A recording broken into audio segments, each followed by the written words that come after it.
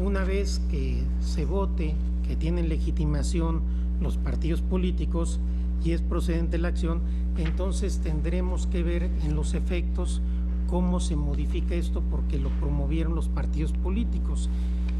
Yo discrepo de esta situación. Si suponiendo que este Tribunal Pleno llegara a la invalidez por la votación calificada que exige la Constitución de una o varias normas, esto sería con efectos generales. Esta es una de las complicaciones que explicaba precisamente el ministro Lainez, y entiendo que también el ministro Medina Mora. Es decir, el problema es que no estamos en una materia electoral sustantiva, estamos en una materia, al menos yo así lo veo, que tiene incidencia en una materia de derechos humanos, de un derecho humano específico que tiene incidencia en la materia electoral, pero el análisis lo tendremos que hacer a la luz del derecho de réplica como derecho humano y no a la luz de un tema electoral, y esto sí es muy relevante. Pero aún suponiendo, sin conceder, que lo hiciéramos desde el punto de vista electoral, la invalidez implicaría apartar del orden jurídico las porciones que eventualmente este Tribunal Pleno llegue a considerar que son inconstitucionales. Y yo sí quería hacer esta aclaración porque yo de antemano me apartaría de cualquier supuesto en el que se pretendiera eventualmente matizar los efectos como si estuviéramos en una especie de amparo vía acción de inconstitucionalidad. Yo creo que si las normas son inconstitucionales, se tienen que aplicar esta invalidez de manera general y absoluta, cuestión que precisamente tenemos que ponderar a la hora de analizar los casos y los asuntos y las normas, y en lo particular. Gracias, presidente. Gracias, señor ministro. Señor ministro Cosío. Sí, yo creo que el tema de los efectos, veámoslo cuando tengamos resuelto el tema, porque si no traemos como esa vieja tesis de la ley de amparo, de no entremos a ver el amparo porque no vamos a ver los efectos, porque no vamos a poder ver los efectos. Yo creo que tiene toda la razón el ministro Saliba. Pero en lo cuanto decía el ministro Medina Mora, yo no sé si lo que está en la página 32 y 33 le determina la condición de procedencia. Si estamos aceptando que efectivamente se trata de una acción en materia electoral, y el artículo 7 de la ley reglamentaria dice 30 días naturales contados a partir del día siguiente que haya entrado en vigor. La ley se publicó el 4 de noviembre y entró en vigor 30 días después de su publicación en el diario oficial, etcétera. Yo creo que esta respuesta a lo mejor habría que clarificarla o redondearla, etcétera, si no entendí mal al señor ministro Medina Mora, porque esto entiendo que es una causal distinta que él estaría apreciando. Yo entiendo que está promovida en tiempo en cuanto a la temporalidad que nos está indicando en materia electoral, dado que estamos admitiendo que esta tiene una condición electoral. Y la otra también me parece que el proyecto hace bien su diferenciación en ambas determinaciones.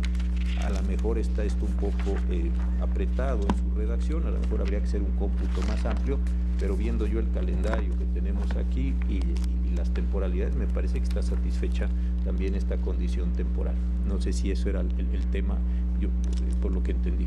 No se refería a la oportunidad, sino a la veda de 90 días previas al inicio del proceso electoral, porque el partido lo establece en sus conceptos de invalidez. Entonces, ya está subsanado esto, no hay que hacer, hay que hacer caso omiso de esa disposición. Eso valida la ley por estar emitida dentro de la veda. Esa es la pregunta que no está contestada en el... Desde luego, señor ministro, señores ministros, pero la cuestión de la oportunidad inclusive la sometimos, hay votación definitiva respecto de eso y está aprobado, pero desde luego es un ángulo distinto que ya se podrá analizar en su momento. Señor ministro Pérez Dayán. Gracias, señor ministro presidente.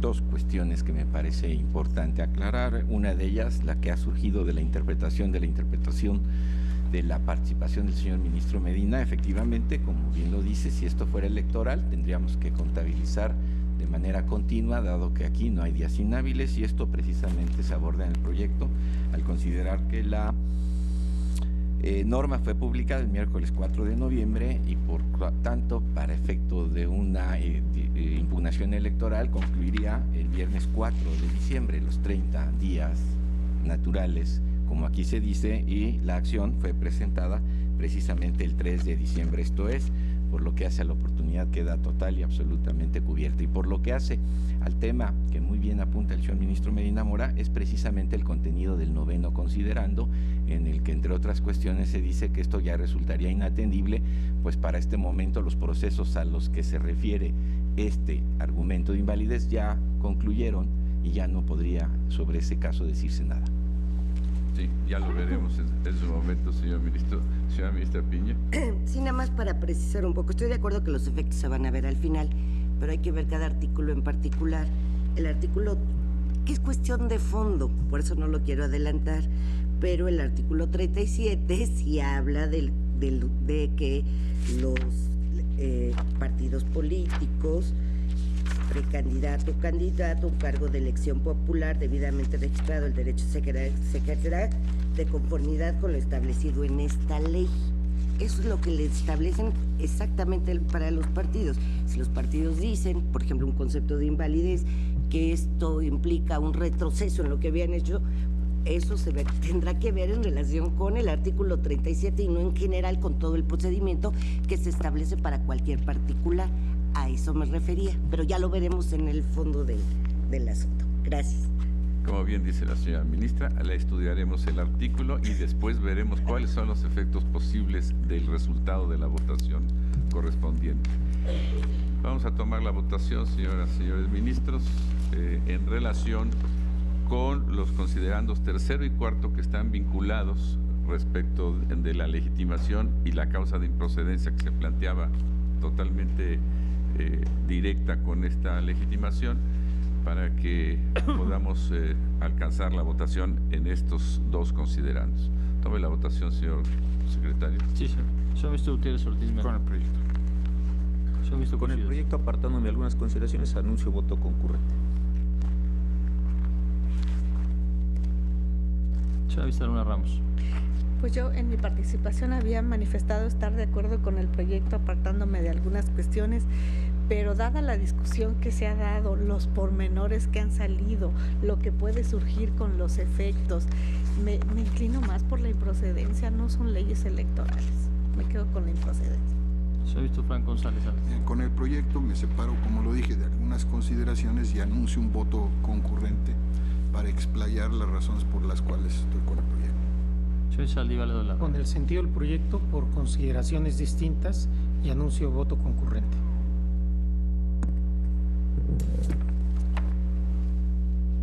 Señor ministro Padre Rebolledo. Mi voto es por la improcedencia en las acciones 122 y 124 de 2015 y a favor del proyecto por lo que hace a la 125-2015 promovida por la Comisión Nacional de Derechos Humanos. Señor ministro Piña Hernández. Con el sentido del proyecto, con un voto concurrente para explicar más ampliamente las razones de la legitimación. Señor De los ministro Medina partidos Mora. políticos, nada más, comisión. Señor ministro Medina Mora. Estoy en contra del proyecto por lo que hace a la procedencia, por la improcedencia de las 122 y 124, como lo expresó el ministro Pardo, y a favor de la hecha por la Comisión Nacional de los Derechos Humanos, y anticipo aquí un voto particular. Sí, es así. Señor ministro Lainez Potisek. Por la improcedencia de las 122 2015 y 124 2015 y por la procedencia de la presentada por la Comisión de Derechos Humanos, también anuncio voto particular. Señor ministro Pérez de Llano. Con el proyecto en ambos considerandos. Señor ministro Presidente Aguilar Morales.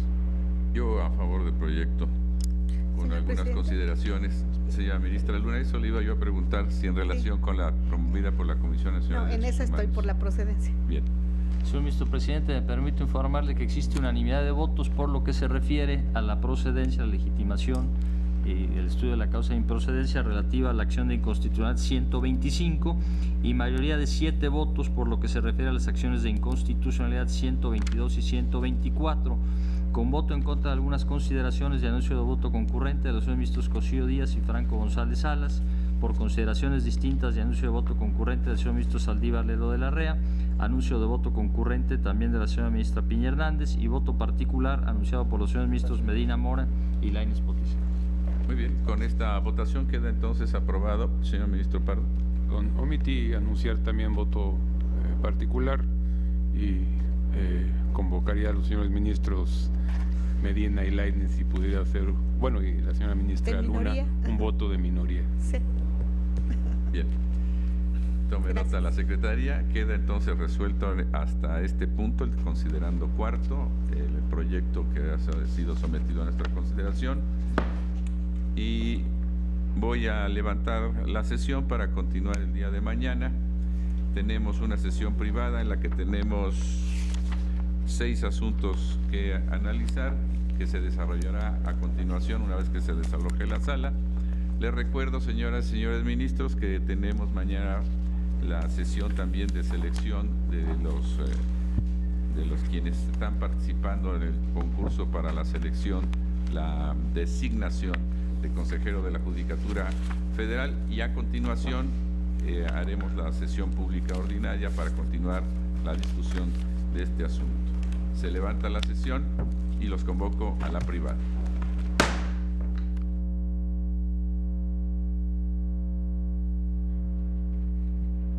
Concluyó la sesión ordinaria del Tribunal Constitucional de nuestro país, donde el Pleno avanza en el estudio de estas acciones de inconstitucionalidad 122/2015 y sus acumuladas 124 y 125/2015, promovidas por partidos políticos nacionales y por la Comisión Nacional de los Derechos Humanos. Un planteamiento importante respecto del estudio de la ley reglamentaria del artículo 6º, párrafo primero de la Constitución Política de los Estados Unidos Mexicanos y el derecho de réplica, un planteamiento importante en términos fundamentalmente de lo que establecen los artículos 1 y 6 de la Constitución Política Federal, además de artículos como el 14 y 16 en la parte procesal que se plantean importantes en la impugnación en las acciones de inconstitucionalidad planteadas, un elemento que en este momento apunta precisamente a la legitimación de los actores en esta que es la promoción de las acciones de inconstitucionalidad, y es el punto